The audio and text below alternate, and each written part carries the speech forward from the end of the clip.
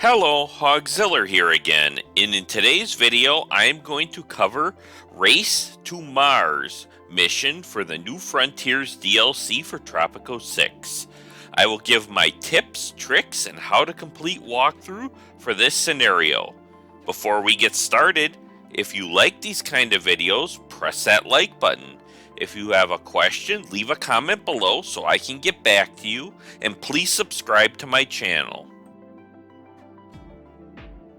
In this mission, you are in a race against the US, EU, Russia, and China to get to Mars.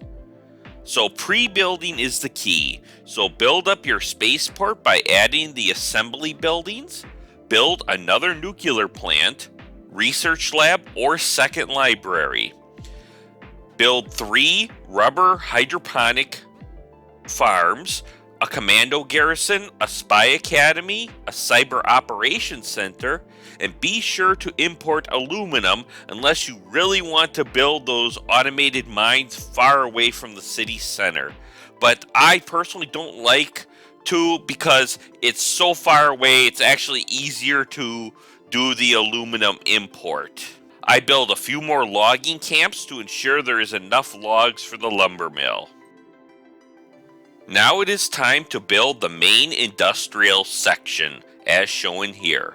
I build as many items as close as possible to the reclamator so I can harvest the resources and not have to build the faraway mines.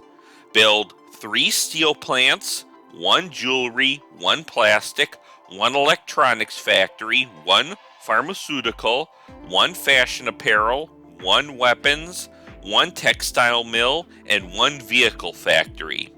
Be sure to change the work mode on the reclamator to fine filters and upgrade it to the auto filter replacement. Be sure to build your metro stations around your island to allow easy transportation for your citizens, but not too many, as too many metro stations will hold up your citizens. Around 5 should do, and you should be adding about 2 metro stations later. One of the main quests is to reach the space station, which is hard to see on the map above, but it is there, which will require 1 ton of fuel. To get there, select the mission to the moon and start building the items in the spaceport. I then build a road to the West Beach water section along with 2 to 3 warehouses, which will be needed later. I like to build a prison because I don't want the criminals causing issues, plus I want to get paid for holding criminals when selecting the convict labor work mode. Once you have all the spaceship components built and people boarded, launch the spaceship to the moon. What I like to do is once my spaceship has reached the space station, I will abandon the mission to the moon, as the rest of the mission is not really needed, as the only thing you can really gain by going to the moon is unlocking 2 components, which you really don't need to do. You will get a request for electronics and uranium from the superpowers. I like to import these at low volume to move this main quest along a little quicker. I also like to tower up one of the synthetic food labs and change the work mode to manure manufacturing for a future use. You'll be asked to build 2 dome habitats, 2 agricultural towers, and 2 capsule towers. When you complete this quest, be sure to select next cargo hold, as this will help later. Be sure to max the height of one of the agricultural towers and switch it to sugar. Plus you can build a rum distillery. These agricultural towers use manure, so that is why I leveled up the food lab from before. Level up the capsule towers and space the two capsule towers out so that the people will have places to live across the island. One other thing I like to do with the capsule towers is switch the work mode to the sharing mode. Now you see here that I build two more reclamators, one by the uranium mines and another one in the northwest corner of the island. By the second one, I build a shipyard and I fully upgrade that shipyard, which causes this reclamator to pull in aluminum. I then build two fission reactors on the west end beach of the island, as this is the closest place you can build this item. When you complete the fission reactor main quest, select the next crew cabin option as a reward, as this will help also later when building your spaceship to Mars. Once you get to the next level cabin and cargo hold, you can start building those two items right away for your mission to Mars. But do not fully build the fuel and rocket engine, as you need to get upgrades later. In this video, you'll see me build two fuel tanks, as this is a speed run, and I'm going to take a chance that I'm able to scavenge fuel with the shortfall I have, which I'll go into more detail later. To get those upgraded fuel tank and rocket engines, complete the Rocket Bird and Rocket Surgery raids in the Commando Garrison and Spy Academy.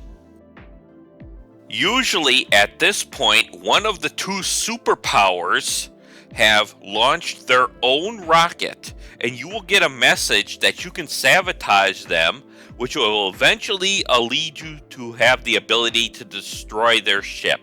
But I do not sabotage their ship right away. I don't, because I want the superpower spaceship to get a little further down the map so that when I eventually do destroy their ship, I am able to fully harvest all the fuel and supplies they leave.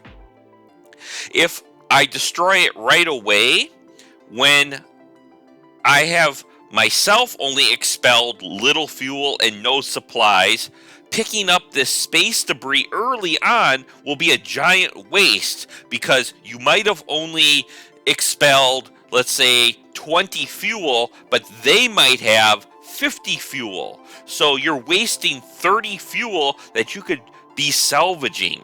So wait until the superpower's ship is between 1/3 and 2/3 down the path to Mars to start the raid on their ship. Be sure to build the 3 Tropicoin farms and get the 1 Tropicoin, as the main quest will ask you to do this.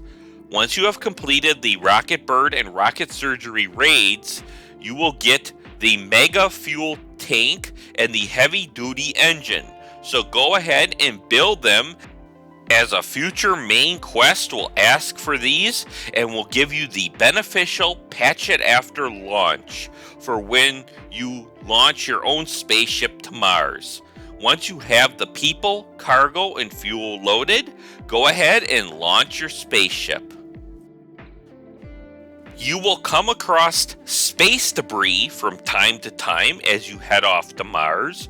As you can see here, you can have fuel and supplies salvaged, which you can add to your own fuel and cargo for your own ship. I usually do recover contents when this occurs. From time to time, you will get issues that come up while on your journey. Note that the more risk parts you have included with your spacecraft, the worse the issues or penalty will be. They usually have some kind of crew, supplies, or fuel loss based on which option you select. But the scariest thing you can see as an option is the words unforeseen consequences. This means that there is a possibility of something else happening if you select this option with the words unforeseen consequences. It can be as simple as nothing more happening, which is the very best outcome.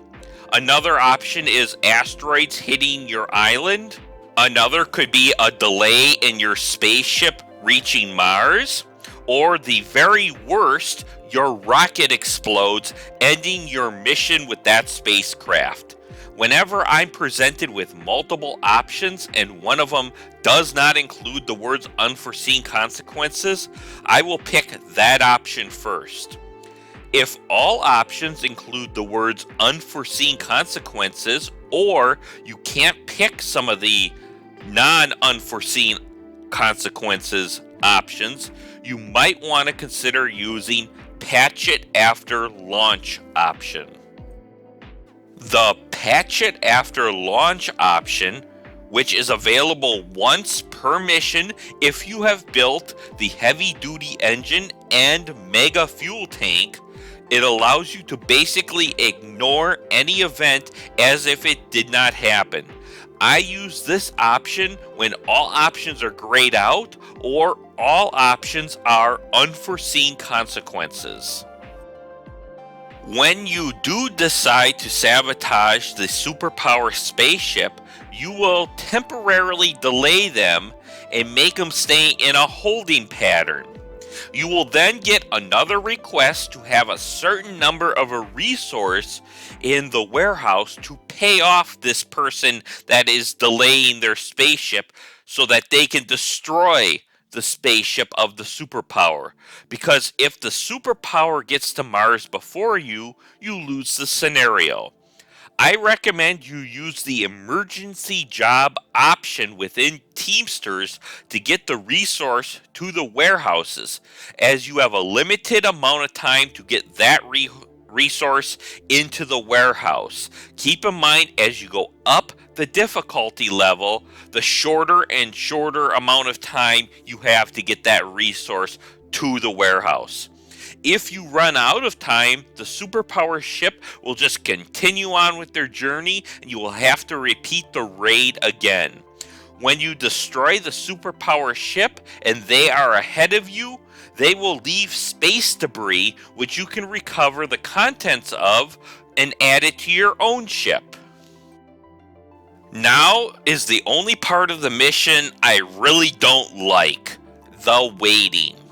It takes about 25 real-time minutes with no pausing just to get from Earth to Mars, with no other main quests that really come up along the way besides the spaceship issues. So in the meantime, you're just going to have to wait and maintain your island, and once you get to Mars, you'll be asked to select a landing site. Upon doing that, you will win the scenario. That is all for this video. If you like these kind of videos, press that like button. If you have a question, leave a comment below so that I can get back to you, and please subscribe to my channel. Thank you for watching, and I'll see you next time.